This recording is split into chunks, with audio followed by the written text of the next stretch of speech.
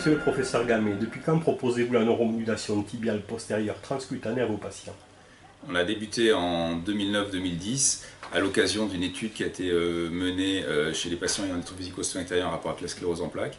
Et puis, voyant les bons résultats qu'on obtenait chez ces patients neurologiques, on a étendu nos indications aux patients non neurologiques. Et c'est comme ça qu'on a développé et utilisé de plus en plus la stimulation du nerf tibial. Et quel est le mode d'action de ce type de processus? Alors, le mode d'action, il reste encore très discuté.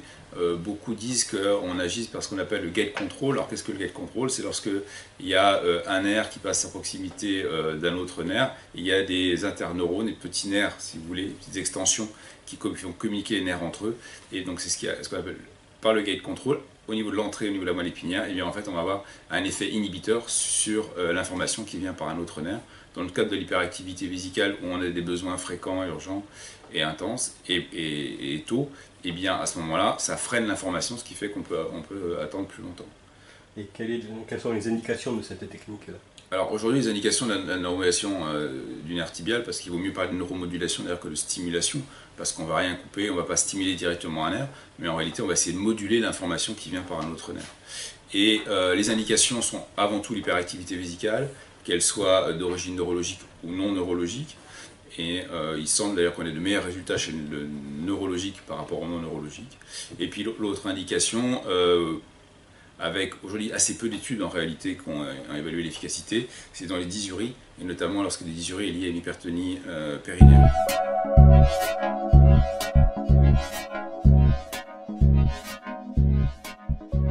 Quelle est la place du traitement par neurostimulation tibiale dans le traitement de l'hyperactivité vésicale?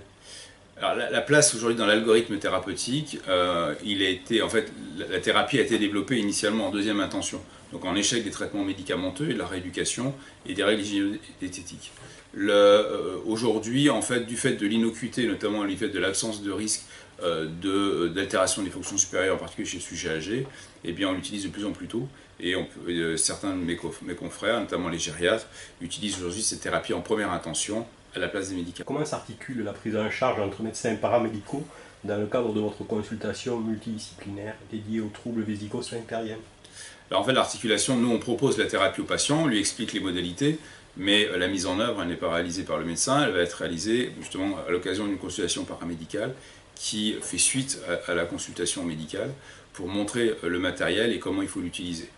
Et dans notre pratique, au-delà, il y a même un troisième niveau, puisqu'il y a un premier niveau, donc l'option médicale, où on explique pourquoi et ce qu'on propose et comment ça va fonctionner. Deuxième, donc il y a une première éducation. Et la troisième, il y a l'éducation à domicile, qui est réalisée en général par le prestataire qui vient fournir le matériel.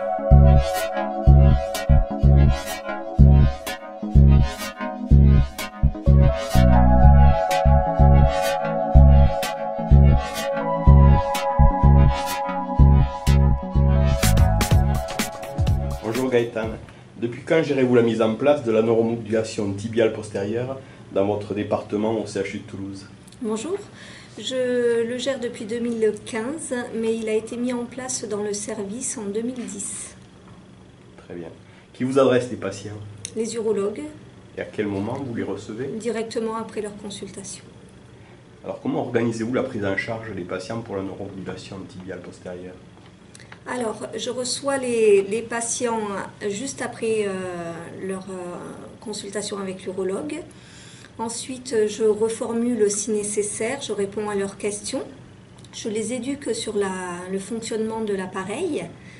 Et puis, je les adresse vers un prestataire de services spécialisé afin qu'ils puissent recevoir l'appareil à domicile et qu'il leur soit programmé à domicile. Est-ce qu'il y a des difficultés particulières auxquelles vous êtes confrontés avec ce type de dispositif? Moi, personnellement, non, mais les patients ont parfois des difficultés à revoir l'urologue à 2 mois de la première consultation, puisque l'évaluation doit se faire à 2 mois, à 8 semaines de traitement. Quelles sont vos ressources alors à ce moment-là? Quels sont vos soutiens dans le service dans lequel vous travaillez? Les urologues sont très disponibles pour répondre à toutes les questions. J'ai mon collègue, monsieur Jean-Pierre Bastier, qui avait anciennement le poste, qui est aussi une aide, et la société Schwabs Médicaux, qui est toujours présente. Le suivi, comment vous l'assurez après le départ du patient, le retour à domicile? Alors, je revois le patient à 2 mois pour récupérer le calendrier mictionnel et ses impressions, son ressenti.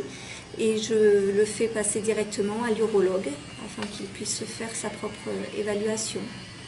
Et les patients, ils sont plutôt satisfaits de ce traitement? En général, oui, vraiment satisfaits. Et de la prise en charge spécifique que vous avez mis en place dans le service? Ils se sentent accompagnés. Merci beaucoup.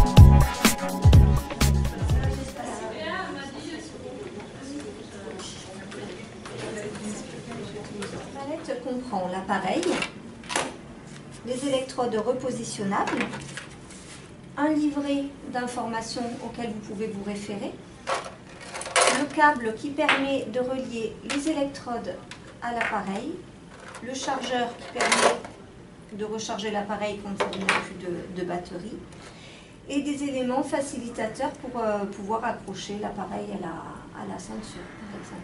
On peut se déplacer avec? Tout à fait. Donc nous allons positionner les électrodes. La première, vous allez la positionner à l'arrière de la malléole. La malléole, c'est cet os. Hein. Très bien. Donc vous allez la positionner ici. Vous l'attrapez délicatement au niveau du fil. Vous la décollez, elles seront repositionnables. Hein. Vous la mettez sur une peau propre à l'arrière de la malléole. Ensuite, vous suivez l'axe en déviant légèrement vers l'arrière du mollet. Pour savoir à quel niveau vous la mettez, c'est l'équivalent d'une main, les doigts fermés, et ça correspond à la base du mollet. Je peux essayer Bien de sûr. se mettre à la main? Comme ceci? Comme ceci, vous voyez, les doigts bien fermés. Là, si vous fermez bien les doigts, ça correspond ici.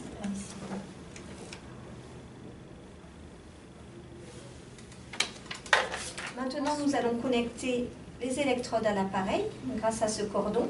Vous remarquez qu'il y a des couleurs, mais dans ce genre de programme, il n'est pas nécessaire de tenir compte de l'emplacement des couleurs. Donc je choisis comme je veux. Voilà.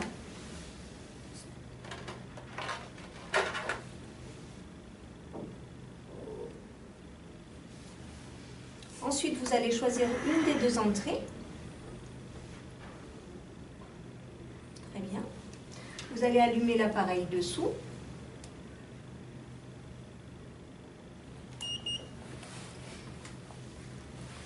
Ici s'affiche le programme, ici le temps, et ici les intensités. Comme vous avez choisi de vous connecter dans cette entrée-là, c'est avec ces flèches que vous allez augmenter l'intensité.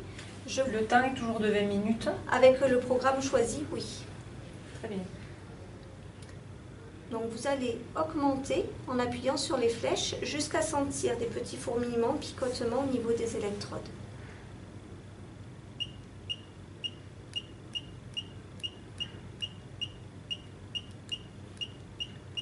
En principe, jusqu'à combien il faut monter? Il n'y a pas de règle, ça dépend vraiment de vos sensations. Avec le temps, vous risquez d'augmenter de plus en plus et le jour où vous serez fatigué ou énervé, vous aurez plutôt tendance à faire moins que d'habitude. Donc c'est vraiment votre sensation. Là, je sens des fourmillements. D'accord, vous pouvez peut-être essayer Un peu plus? un peu plus. Là, ça fait mal. Ah ben vous baissez alors. Faut que ça soit confortable. Je vais vous donner un nouveau rendez-vous Dans combien de temps? dans 8 semaines Très bien. afin d'évaluer le nouveau calendrier mictionnel ainsi que votre ressenti par rapport à l'utilisation de cet appareil. Alors, vous aviez déjà rempli un calendrier mictionnel pour votre première venue avec l'urologue? Avant la première consultation. Très bien. Vous l'avez conservé? Oui. C'est parfait. Comme ça, vous allez pouvoir revenir avec les deux calendriers mictionnels, celui que vous aviez rempli pour l'urologue et celui que vous allez remplir juste avant de revenir me voir dans 8 semaines. Comme ça, on pourra comparer les deux. Donc, je vous rappelle, vous notez l'heure à laquelle vous urinez, le volume d'urine, et puis vos remarques, s'il y a eu des impériosités, s'il y a eu des fuites ou d'autres commentaires. Il est important de noter l'heure à laquelle vous vous levez et l'heure à laquelle vous vous couchez, afin qu'on sache si vous avez été réveillé par une envie d'uriner ou pas. D'accord. Je vous remets l'ordonnance établie par l'urologue que vous remettrez directement au prestataire de service qui vous livrera l'appareil, si vous êtes d'accord, bien sûr. J'appellerai donc un prestataire spécialisé qui viendra vous programmer, vous livrer l'appareil et vous montrer une